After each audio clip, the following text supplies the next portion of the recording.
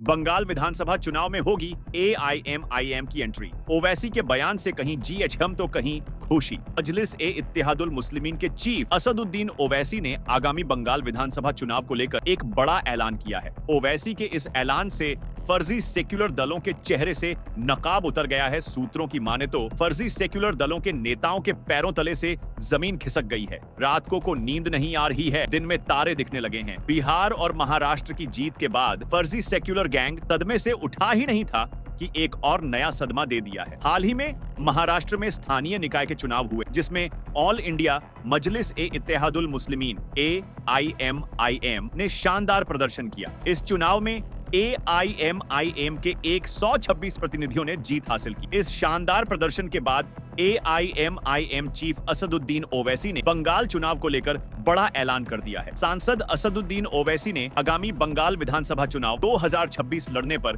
बड़ी बात कही। उन्होंने बीते दिनों एक प्रेस कॉन्फ्रेंस के दौरान कहा कि हमें चुनाव लड़ने में जितना मजा आता है उतना किसी को नहीं आता होगा। बस इतना ही तो कहना था कि फर्जी सेक्युलर नेता अपनी छाती पीटने लगे। हालांकि ओवैसी साहब ने अभी सिर्फ हल्का सा इशारा ही किया है, बाकी उन्होंने अभी पत्ते तक नहीं खोले। ओवैसी साहब ने आगे कहा कि वे बंगाल चुनाव के संबंध में अपने सभी पत्ते सही समय पर खोलेंगे। असदुद्दीन ओवैसी ने एक मीडिया इंटरव्यू में बंगाल चुनाव से जुड़े सवाल पर कहा कि उनकी पार्टी की तरफ से आदिल हसन बंगाल गए और वहां पर 5 दिनों तक रहे। उन्होंने आगे कहा कि वह आदिल हसन से इस संबंध में बातचीत करेंगे। उसके बाद पार्टी निर्णय लेगी कि हमें चुनाव लड़ना है या नहीं। गौरतलब है कि महाराष्ट्र में स्थानीय निकाय चुनाव में एआईएमआईएम के शानदार प्रदर्शन ने फर्जी सेक्युलरिज्म के नाम पर मुसलमानों का झोली भर भर वोट लेकर जीतने वाले कई पार्टियों के नेताओं की चिंताएं बढ़ा दी हैं, क्योंकि जनता खासकर मुस्लिम समाज इनके दोहरे रवैया और मुस्लिम समाज के साथ लगातार की जा रही अनदेखी से गुस्सा होकर एआईएमआईएम पार्टी की तरफ बहुत ही तेजी के साथ मुस्लिम वोटरों का रुझान बढ़ रहा है और मुस्लिम समाज से